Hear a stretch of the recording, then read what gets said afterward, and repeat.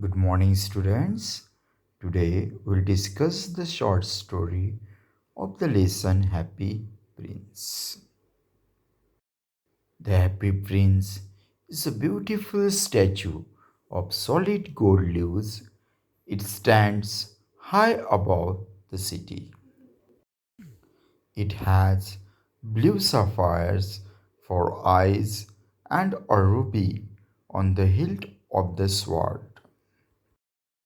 One day, a little swallow arrives at the city. He was on its way to Egypt to join his friends. The swallow is excited to be in the city.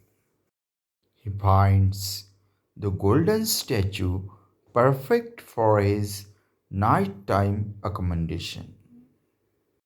But as he prepared to sleep, drops of water fell on his head.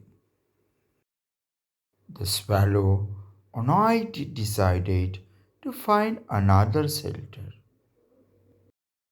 However, as he prepared to fly, he looked up at the statue. The statue was crying. The swallow kindly inquired after the statue. The statue replied that during his life he only knew happiness, so he was called the Happy Prince. He lived in a palace with his subjects, ensuring that he lived happily. So he knew nothing of misery during his rule. When he died, his subjects built a statue of him high up in the city. Now he could see all the ugliness and misery of the city. It was too much for the prince and broke his lead heart. Wild ironically shows that a stone statue has more empathy than human being. The prince then tells the story of a tired and thin seamstress with hands scarred by needle mark. Her son is sick, but she cannot care for him since she must finish the gown for the queen's maid of honor. The prince now asks the little swallow to take the ruby from his sword and give it to the poor mother. The swallow hesitates. He makes excuses, saying his friends are expecting him in Egypt. However, the swallow feels sorry for the weeping statue and takes the ruby from the hilt. The swallow flies over beautiful church and the royal palace where people are dancing. He overhears the queen's maid of honor's concern for her dress and whether it will be ready for the state ball. She believes that her seamstress is lazy and will not deliver her gown on time. Through this wild shows the insensitivity of the rich in contrast to the suffering of the poor.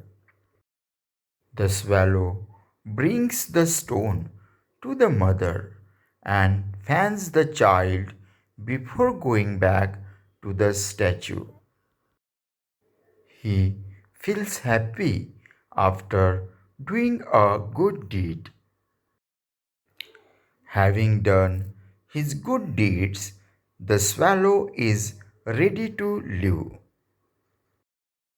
The prince in succession, asks the swallow to take the sapphires from his eyes and give them to a hungry young writer and a match girl crying on the street. The swallow cries in protest, saying that such an act would leave the prince blind. But the prince commands him. So, unwillingly, the swallow takes the sapphires out of his eyes. The statue is now blind.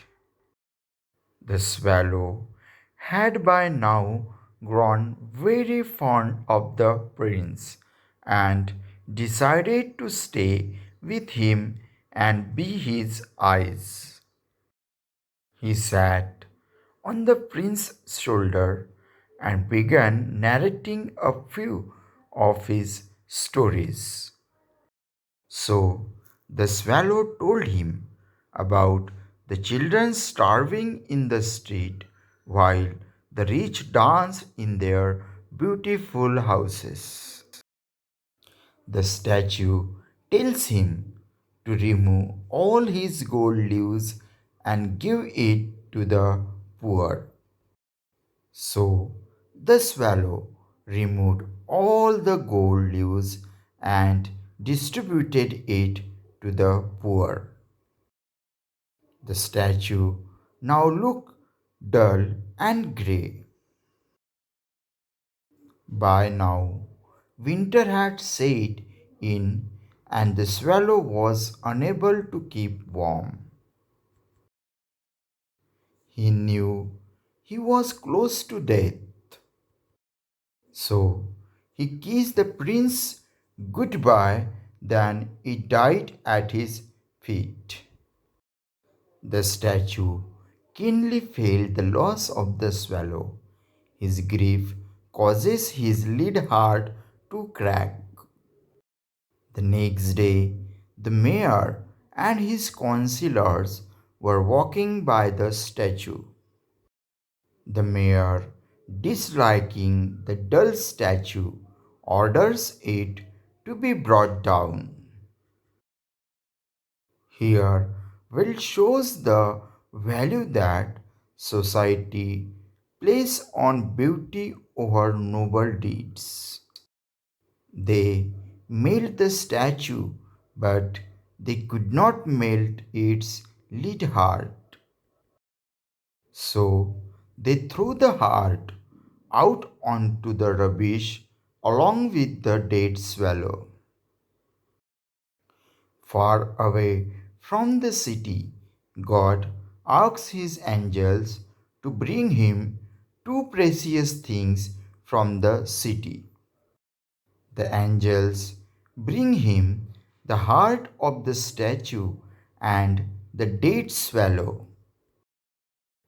God is pleased. He is eager to hear the singing of the swallow and phrases from the happy prince.